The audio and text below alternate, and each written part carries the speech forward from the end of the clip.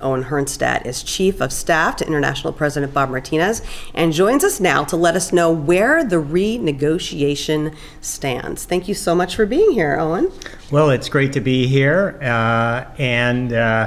Currently, right now, the fourth meeting of the negotiators for Canada, the United States, and Mexico are meeting in Arlington, Virginia, to discuss the renegotiations of this agreement that has been so flawed for over 20 years and have taken away jobs from Canadian and U.S. workers and have not done what they promised to do, and that is raise the standard of living for those in Mexico, our brothers and sisters. Weren't we promised initially that this would create jobs, and we have lost something like nearly 1 million jobs? Absolutely. We were promised that it would increase 200,000 jobs in the United States. Of course, we said no, and we fought against NAFTA.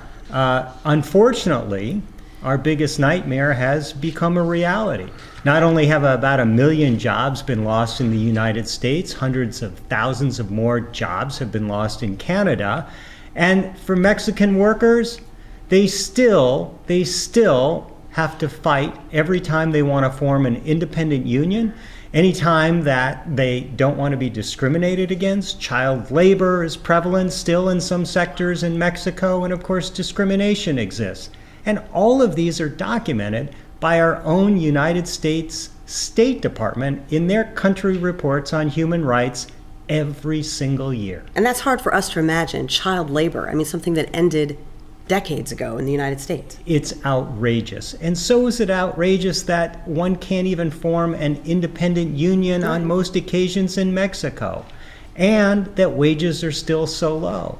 And a lot of people have said that's why some goods that are being made in Mexico are so low. And in fact, even in the aerospace sector, which is near and dear to us and our members and our national economy and the national economy of Canada, face a lot of companies in Mexico trying to get work that would be performed by our members in Mexico because of that low labor cost that's created in Mexico by the failure to honor fundamental human rights. Now, you mentioned Canada. We had some surprising news. A lot of our members were surprised, but why should we be? Justin Trudeau came out, and he actually had a proposal that's something that we've been fighting for, and lots of unions have been fighting for, that talked about right to work laws in this country. Tell us a little bit about what Canada is asking. Well, one of the things that we've been asking for a long time in the U.S. and Canada, our brothers and sisters in Canada and the U.S. have been demanding, is that any trade agreement be a fair trade agreement, which means that countries need to honor internationally recognized labor standards set forth by the United Nations International Labor Organization. And it outlines freedom of association, the right to organize, and the right to collectively bargain. So we've made that demand for many years now, and it has continually been rejected by negotiators. Lo and behold, Canada's negotiators put forth a provision that talks about ILO conventions, the need for a country to accept and acknowledge them through ratification, and an end to things like right to work. What kind of reception has this been getting since Canada made this request, this demand? Well, it's quite amazing, and it also supports and vindicates what we've been fighting for all along, that right to work is really nothing more than right to work for less. It has to do with union democracy, and it has to do with how employers manipulate employees to keep them from actually joining a union. Yeah, it sounds like a good thing, but it isn't. Absolutely. What's next, first of all, and how can our members help? Our members can help in a variety of ways. First of all, the negotiations are still continuing. So there's still time for our members in the U.S. and in Canada to reach out to their negotiators. For the U.S., it's the United States Trade Representative's Office, ustr.gov, to reach out and let them know we need strong labor rights. We need the elimination of this investor-to-state dispute resolution mechanism that gives corporations greater rights than most people do.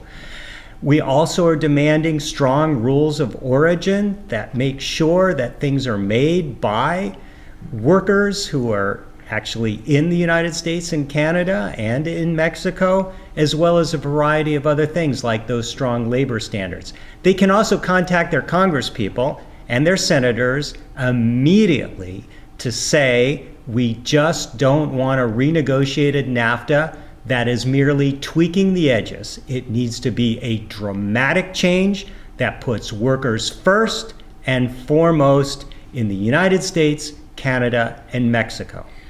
Is there one form of contacting Congress that is more effective than another? Is making a phone call more effective than an email or a letter? Phone calls, letters, emails. Anything. Anything. Okay. Just contact your congressperson. Show up when they're in your state and when they're in your jurisdiction during the weekends or during a congressional recess. Show up and let them know that this is crucial, not only to our nation's economy, but to our security. And it's right for US workers, Canadian workers, and Mexican workers. We can no longer tolerate the flawed NAFTAs of the past. It's time to move on. Before you leave, I know last month you testified about NAFTA, but you also testified about China. Tell us a little bit about that.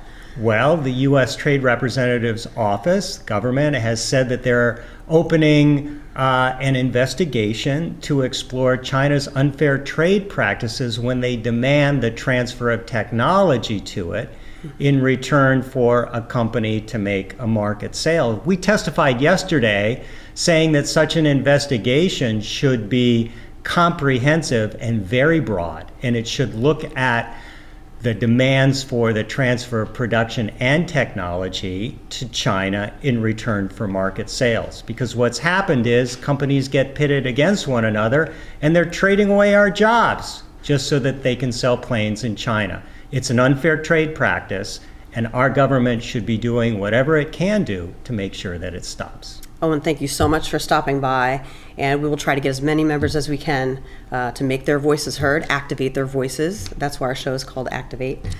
So we're going to check some comments, though. Just sit tight for 1 minute so we can check and see if I can update my screen here, because we want everybody to call, as Owen said, write, email, do whatever you can to contact your member of Congress to let them know how you feel, make your voices heard.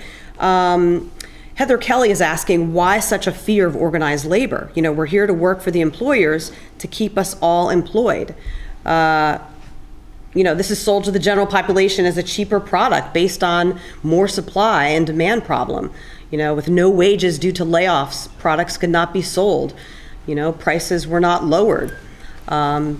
So keep the comments coming. We're so glad that you're making comments. This is a way for us to be interactive. That's why we call this show Activate Live, because we want you to activate your voices.